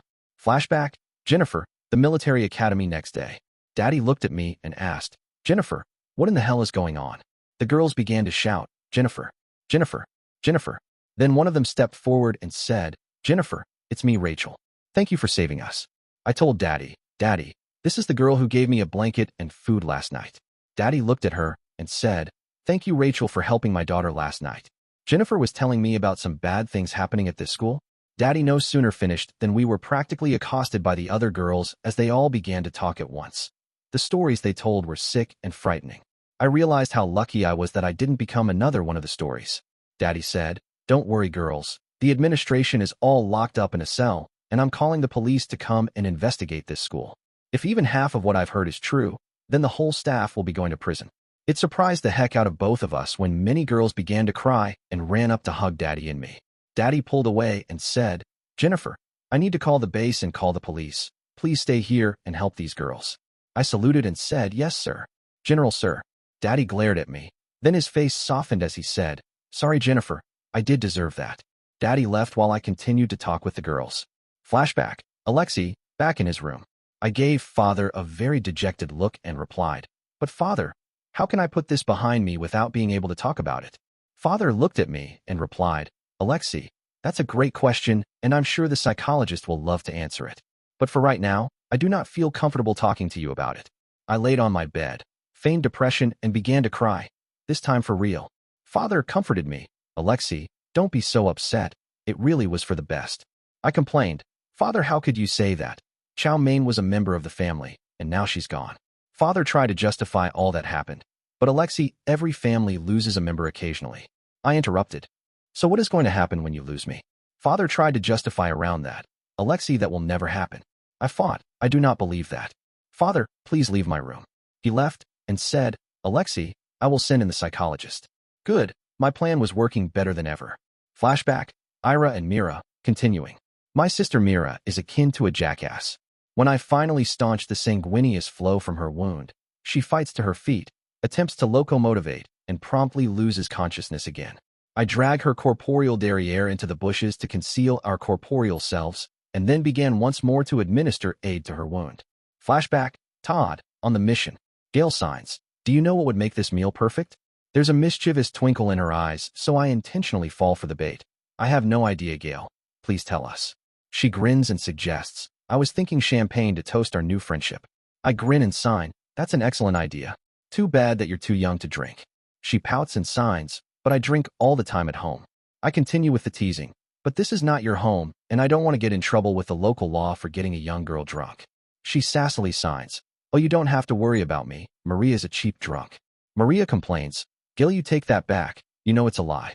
She turns to me and continues, sorry, Todd. Gail has it in her mind that we're a couple. I grin at both of them and sign. Well, we are a couple. Gail begins again with her crazy fast signing. Maria blushes, while I hold up my hands and sign. Yes, Gail is right. We're a couple of adults and one crazy girl. I do suggest champagne wouldn't be right with this meal. However, I could go for a nice wine. Maria calls over the waiter. He brings a bottle of wine to the table, begins to place a glass in front of Gail, and I motion him away. Gail throws a huge pout, and Maria and I laugh. Present, Bernie and Liz, the next day. Liz whistles in the shower this morning. Compared to last night, she's in an excellent mood. She even comes over, gives me a hell of a kiss, and grabs my butt. I smile at Liz and carefully comment, you're in a great mood today. She grins at me and says, why shouldn't I be since we're going out for retail therapy today? I searched a little bit online last night, and they have the cutest maternity fashions ever. After I'm finished, I'm going to look so much better than Samantha. I want to caution her this isn't a fashion show, but no better than to spoil the day. I take a quick shower, we get ready to leave, head out to the Jeep, and start toward Denver. The closer we get to Denver, the better Liz's mood becomes. She reaches over to the GPS, programs in the first address, and it starts giving me directions on where to go. Present, Ben, solving the problem. We get back to the hotel. I take a room for myself, put Mira and Ira in one room, and planned on putting Alexei in one room and Zarika, Safia, and Yasmin in one room. As it has many times been said, the best laid plans of mice and men often go awry. Alexei is totally dysfunctional. No, it's worse than that. He's a babbling idiot who pisses and shits himself. I'm not sure what the sex traffickers did to him, but he's in no shape to take care of himself, and I'm certainly not going to take care of him. Thankfully, both Zarika and Safia demand to stay and take care of him. I figure since he's knocked up both of them, I have determined that the little shit assaulted Zarika. He can't cause too much more damage to either of them. I have carefully observed both of them, and while there is some animosity, it's much less than I thought it would be. They both seem intent on improving Alexei's mental health. We get our rooms, and I order, you have 20 minutes to shower and change clothes. Then we are taking a trip to get your feminine supplies. They begin to complain, and I nip it in the bud. If you don't like my orders, then we will just forget the feminine supplies and stay here. They grumble as they head into their rooms. I dash to the front desk and inquire, do you by any chance have underground parking? The concierge replies, we certainly do, and at no additional cost. Let me assign you a parking place. She comes back and says, just place this on the dashboard of your truck. Might I say that was an interesting group of people you brought into the facility. I smile at her and admit, they have had a very rough and bad time, so I would appreciate it if you forgot that you ever saw them in their previous condition. She smiles and says, well, they sure look better now, except for the pregnant lady whose clothes are too small. I look out the window, see that everyone is ready to go, and that I seriously misjudged the size of clothes Mira needed. Her stomach sticks out of her shirt like a beach ball. I prepare to leave, and the concierge asks, are you planning on staying here a while? I think for a moment and reply, yes, I would like to stay here for a week if that's possible. Would you like me to pay now? The concierge replies, "It looks like you're going somewhere, so why don't you pay when you get back?" I remember something and ask, "Can we turn off the pay-per-view television for each of the rooms? The last thing I want is the little shits running up a huge bill watching adult movies." The concierge replies, "Certainly, I will do that immediately. Would you also like us to disable the gaming functions on the televisions?" I sure as hell didn't know they had that, so I answer, "Hell yes." I get ready to leave, and the concierge says, "By the way, I really loved your wedding. Will we be seeing Jennifer here anytime soon?" Shit, she recognized me. I should have known it. Hell, most of the world watched our wedding. I quickly come up with a plausible lie. Our cabin was destroyed in Leadville, and my lovely bride, I really meant this when I said it, is taking care of getting it fixed. The concierge replies, "Yes, I saw that on television. It was such a shame." I walk out the door and say, "You don't know the half of it." Everyone gets into the truck, Alexei and his two bitches in the back, the others in the front, and of course Mira complains, "Ben, I stop her immediately. If you continue to say what I think you're going to say, I will cancel this trip." Yasmin whines, "Mira, please. I really need some supplies." Ira even surprises me when she orders, "Mira, stop annoying Ben. I also need my supplies." I state, "I know, Mira, your shirt is too small. We will get one that fits when we get the supplies." She smiles at me and says, "Thank you, Ben. While I like the world to know I am gestating our baby, this shirt causes extreme discomfort." I fume at the comment about my baby, so I can't wait to find out the real truth. But I wisely keep my mouth shut. We arrive at a local store. I look at Ira and say, "Ira, I trust you with the cash to purchase everything because you're not hyped up on hormones." I hand her a huge wad of cash, and Ira replies, "Have no concern, Ben. I will control the hormonally challenged horde." They all leave the truck, placing Alexei inside a shopping cart, and walk into the store. I lean my head against the steering wheel and am simply overwhelmed. Damn it all to hell. A few tears trickle out of my eyes. How did things ever get so messed up? I pull myself together and begin to search for a paternity clinic on my mobile phone. I can't believe my eyes when they head back to the truck with 5 full shopping carts. Zarika and Safia begin to complain. "Ben, Ira wouldn't let us purchase the things for Alexei that he needs. I've about had my fill of those too." Present, Tom and the crew at the warehouse. The SIF's crew had no problem transporting the 4 of us to whatever location we requested. I asked them to slowly spool up the rotors and prepare to leave. If we can sneak out of here without that Stacy bitch knowing, all the better. But if she does find out, I'm not too worried since our chopper is much faster than hers. I go to the door where only Jennifer and the crew can see me. Notice the Stacy bitch is still busy getting her nose fixed and motion for them to come quickly and silently. Linus understands my hand commands, and they slowly slip out of the building. We hightail it to the chopper, and we're off. The pilot asks, "What's the destination?" I reply, "Ben's truck was seen last in the 300 block of West Colfax Avenue. If we could circle the area, perhaps we can locate his truck." The pilot responds, "We can get to the 300 block of W. Colfax. However, because of the Denver Mint, the Denver Capitol Building, and Denver County Courthouse, the airspace is restricted. Also, there are no known viable landing areas in the vicinity. Rats, double rats, and triple rats. Leave it to my Ben to find someplace that's not easily accessible." I asked the pilot, "Is there anywhere close we can set down?" We began to circle the area around the 300 block of West Colfax, and my heart skips a beat when I think I see Ben's truck. I say, "I think that's his truck. Can you land this thing?" He orders the co-pilot, "Bud, find us a landing zone that won't get us tossed in the slammer." He begins to consult the charts and says, "The closest place I can see is an open field at the Bennett Community Center. It's at 1100 West Colfax. We could get in trouble for this."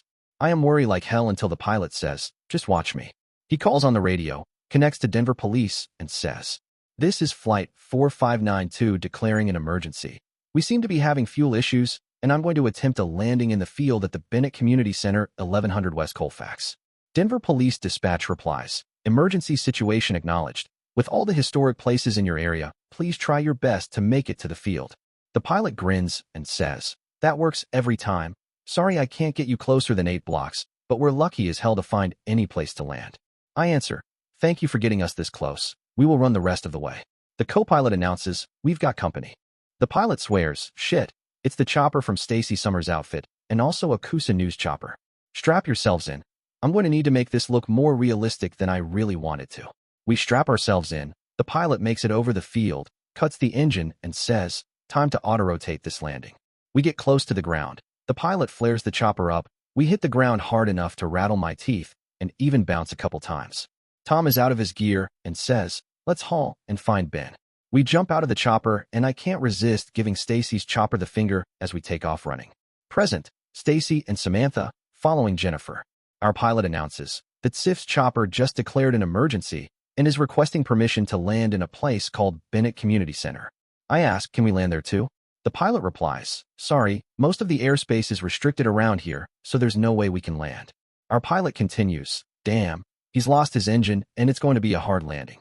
We watch as the chopper hits the ground and bounces a couple times. The bitch and her crew jump out. She smiles at our chopper, and I can't believe it when she flips us the bird, then takes off running toward the east. Present, Coosa News Report. Hello, this is Adele Arakawa in the Coosa News Chopper. What you have just witnessed is an excellent display of piloting skills by the pilot of the helicopter carrying Jennifer Blaine and her entourage. We still don't know if there are any survivors. Wait, we see them coming out of the chopper and, well, I can't believe it. Jennifer Blaine looks directly at the Summers Industry helicopter and shows them the inappropriate digit. We have heard rumors that Jennifer and Stacy Summers did not get along, especially because Miss Summers wore a wedding dress to Jennifer and Ben's wedding, but we had no idea the feelings ran this deep and were this volatile. Jennifer and her crew begin to run east on Colfax Avenue, while Stacy seems to be looking for a place to land. We will continue updating this story. Present, Bernie and Liz in Denver. We're flipping the radio dial and find KOA News just in time for special report. Yent's helicopter crash lands in a field, and thank God no one appears injured. Bernie chuckles when the reporter talks about Yent's flipping off Stacy's helicopter and remarks, there sure is no love lost between those two. I frown at Bernie and answer, Bernie, that's going to mess up Yent's good girl image. We need to forget about the maternity clothes for right now and check in on Jen. I change the GPS coordinates, and we begin heading toward Yent's. Bernie complains, damn, you can't get anywhere in this city in a reasonable amount of time. The traffic is terrible. He's correct. We're not making very good progress. Present, Yent's and the crew, Ben's truck. We haul rear to the parking lot where I saw Ben's truck, while Stacy's damn helicopter is following us like an annoying fly. I wish I could shoot it down and be done with the problem. We arrive in the parking lot. I look around and son of a sea biscuit. It's gone. I take out my phone, call Gretchen, and hope and pray, Gretchen, we found what I think was Ben's truck in the Big Lots parking lot, but it's gone now. Please tell me you were able to track it. Gretchen apologized, sorry Jens, but all the traffic cameras were reallocated to observe your crash landing, and not a single one of them picked up Ben's truck. I have no idea where he is. I sit on the ground and began to cry. Tom, of all people, comes over and comforts me. Don't worry, Jennifer. If he was here, that probably means he's staying someplace close, and we will find him. I begin to stand up, then we're accosted by a swarm of police cars and even a SWAT van. They pull into the Big Lots parking lot and order, place your weapons on the ground. Tom suggests, let's do as they say, and I will smooth things over. We place our rifles on the ground. The officer orders, all your weapons, including your handguns. We comply while Tom holds up his hands and walks toward the officers. They order, that's close enough, old-timer. Tom says, I'm going to reach inside my pocket and remove a piece of paper. Don't get itchy trigger fingers and shoot me. Tom holds up a piece of paper and announces, if you read this piece of paper, you will see that we are legal deputies of the Leadville Sheriff Department. Not only that, I know Denver is still open carry as long as it's not inside a vehicle. It looks to me like you have some explaining to do. The officer comes over, looks at the paperwork Tom held, calls the SWAT officer over, and they have a huge discussion. Tom forces the issue. Listen, I'm tired of this bullshit. I'm picking up my pistol and rifle, so shoot me if you dare to. He walks back, winks at me, begins to pick up his pistol and rifle, and the police and SWAT types don't do a thing. He walks past me and says, watch and learn. He walks back to the officer and SWAT member and says, okay, give me our affidavit. They hand the affidavit back to him, and he says, you don't really expect me to let you get away with the bullshit you pulled. I want names and badge numbers immediately. Your actions placed us and our mission in extreme jeopardy. Hell, one of the sex traffickers might have escaped because of your foolishness. He pulls out a notebook and pen from his pocket, records the information on the officers. Then he orders, now get the hell out of here and let us do our job. I'm impressed as hell. The police and SWAT leave like scalded dogs as Tom walks back to me and says, now that's the way you handle those bullies. I give Tom a quizzical look and ask, bullies? What do you mean, bullies? Tom explains, Jennifer, most police are ex-military and many of them were the bullies you dealt with in school. They went into the military thinking they would be generals and washed out of basic when they found out they had to obey and not give orders. They moved on to police jobs so they could continue to pretend to have authority. A Jeep I recognize drives into the lot and begins to honk its horn. I run toward it. Liz rolls down the window and complains, Yince, they got a picture of you flipping Stacy's helicopter the bird. Yince laughs, good. Too bad I didn't moon them. Liz continues, Yince, this is going to hurt your image. I reply, to heck with my frickin' image. All I want to do is find Ben again. Liz, his truck was here, but now it's gone. Liz asks, Yince, how can you be sure it was Ben's truck? There must be a bunch of white Dodge Ram 3500s with the dual wheels. I reply, Liz, I had a feeling it was Ben's and I think I recognized a couple of the bumper stickers on his truck. Bernie begins to play with a thing on the dash and says, Jennifer, there are not that many hotels around here, so it won't take long to check them. I smile and ask, you got room for 3 more? Bernie unlocks the door and says, jump in. Liz continues, by the way, what were all the police and SWAT doing leaving the parking lot as we pulled in? I explain, Liz, it was great. Tom kicked their derrieres so hard they won't be able to sit for a week. I continue with the story as we look for Ben. Present, Ben, solving the problem. The girls and Alexei get to the truck and I complain, what the hell is all of this shit? Ira pulls me over to the side and calms my anger when she hands me most of the money and replies, Ben, these are the essential things we need. Much of it is nappies for Alexei, so he won't continue to soil his clothes. It is a travesty to ruin clothes as they are very expensive. I promise you I will repay you when we are able to rectify his condition. I sputter, what? What the hell is wrong with him? Ira replies, the sex traffickers immensely enjoyed violating his formerly virgin alimentary canal with their training tools and other items because it elicited noises akin to a sus scrofa domesticus.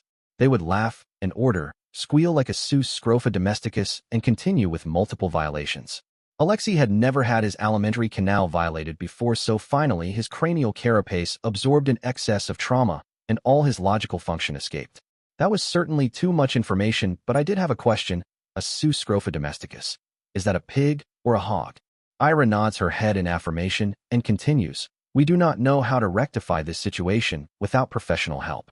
Ira looks down at the ground and continues, Ben, I am offering my corporeal self as payment for the professional assistance which Alexei requires. I will willingly perform whatever acts you desire, or if you do not desire me, you could even sell me. My mouth drops open and I sputter, Ira.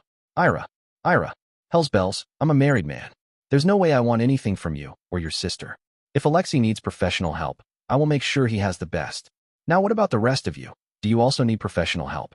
Ira whispers, Ben, I have concerns about my sister Mira and also Zarika. Unfortunately, Alexei forced himself on Zarika, and while things may seem proper between Zarika and Safia, it is a timed explosive device waiting to detonate. I check my watch and say, Ira, we have an appointment with a paternity lab and will need to finish this discussion later. And tonight, I will find the best clinic for them. Ira kisses my cheek and says, please remember, Ben, that my offer has no expiration. I have noticed a quasi-military helicopter flying around the area, and I want to get the hell out of here. It finally heads west on Colfax, which is perfect because I need to go east. I get everyone into the truck, we leave and head east. Yasmin, the smart little shit, says, Ben, this isn't the direction of the hotel. I announce, Yasmin, you're correct. First we are stopping by a paternity laboratory. Mira vehemently objects, Ben Blaine, if you think I will let them take amniotic fluid from my baby, you are demented. I calm her by saying, Mira, this is a non-invasive prenatal test. All they need is some of your blood and some of my blood. So shut up. Ira once again makes herself useful by ordering Mira, my sister, this will dispel any doubts about the parentage of your progeny. You will submit to this test. We arrive at the paternity clinic. Watch a short presentation on how the procedure works using only the mother's blood. They take Mira and I into the back room. Mira sticks out her tongue and says, Ben Blaine, prepare to consume your words when you discover this child is ours.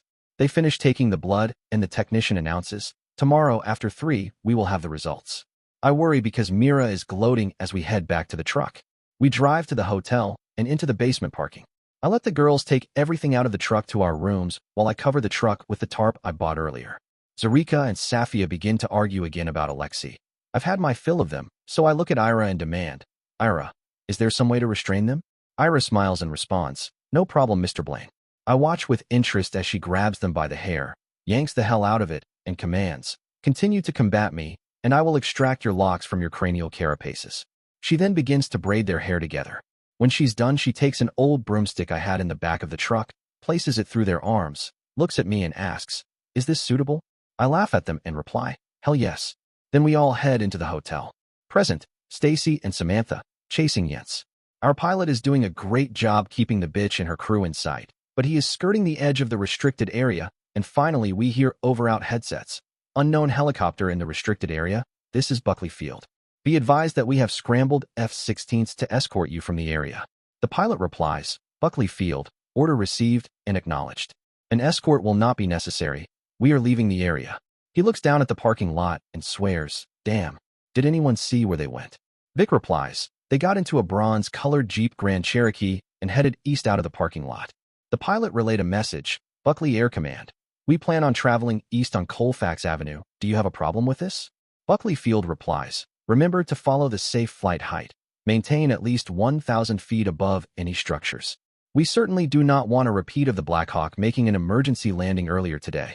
The pilot complies, and we head east on Colfax Avenue, hoping to find the Jeep. I praise our new man. Good job, Vic, keeping your eyes on the target. Samantha also praises his actions. Yes, Vic, I need to thank you for so much today, especially shielding me from the poop. That was certainly beyond any expectations.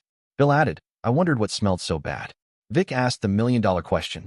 Well, how did I do today? Do I have a job? I look at Stacy. She motions me close and says, if you want to hire him, offer him $1,500 a month plus room and board for his whole family. I reply in a whisper, Stacy, he really did a great job today. I never felt safer. I look at Vic and reply, Vic, I would like to hire you. However, all I can give you right now is $1,500 a month plus room and board for you and your family. Vic asks, I was hoping to get at least $20K a year. I look at Stacy. She smiles, so I continue. It's a deal, and don't forget you also get access to vehicles and weapons. He asks, so when can I move my family out? Stacy says, Vic, right now we're transitioning offices, but if you all don't mind living with a little mess, then the sooner the better. Bill suggests, perhaps he can also help me with some of the items on Samantha's to-do list. Vic volunteers, sure, whatever you need. Bill begins to explain things to Vic, and I ask Stacy, do you think I will have the money to pay him? Stacy answers, without a doubt, you got a real good deal with Vic, and you will need to make sure to give him raises when you can. I ask, when will I know to give him a raise? Stacy smiles at me and says, I will let you know, so don't worry. The pilot announces, I see a bronze-colored Jeep. We all look out the windows and follow the Jeep. Present, Liz and the crew, later that night. Bernie announces, I think that one helicopter is following us. Jens looks out the window and answers, not just Stacy's helicopter. We also have the Kusa chopper following us. I should get out and moon them. I caution Jens, do you really want the whole world to see your butt? I thought you were saving that for Ben. Jens fakes a pout and says, shoot Liz, you're no fun anymore. Tom offers, hell, I don't care if they see this wrinkly old, but so pull over and I will moon them. Bernie looks at me. I laugh and say, go for it, Bernie. He pulls over. Tom jumps out and moons the hell out of both choppers. Then he stands back up and gives them the finger as an extra measure. He climbs back in the Jeep and suggests, you know, if you stop under that overpass you might lose them. Bernie pulls over to the side of the road, while we're under the underpass, and we wait. Finally Tom suggests, I think that's long enough. We pull out, but it obviously wasn't long enough because both choppers are still there. Jens remarks, how about I take a shot at one of them? Tom cautions, Jennifer, you know better than that. We've already had one incident with the law today, and they are still following us. Bernie sputters, how? How did you know? Tom answers, I've been watching them out of the rearview mirror. Jens leans over to me and says, Tom has been such a help on this mission. I'm glad I didn't throw his butt out. I caution, Jens, you need to verify his motivations before you get carried away in gratitude. Present, the others, later. Yes, Samantha's report and Sheriff Jim mentioning Ben Blaine reactivated something that should have never been reactivated. Plans were being made, and they weren't good plans. Dear listeners, please share your thoughts in the comments section below and don't forget to like, share, and subscribe.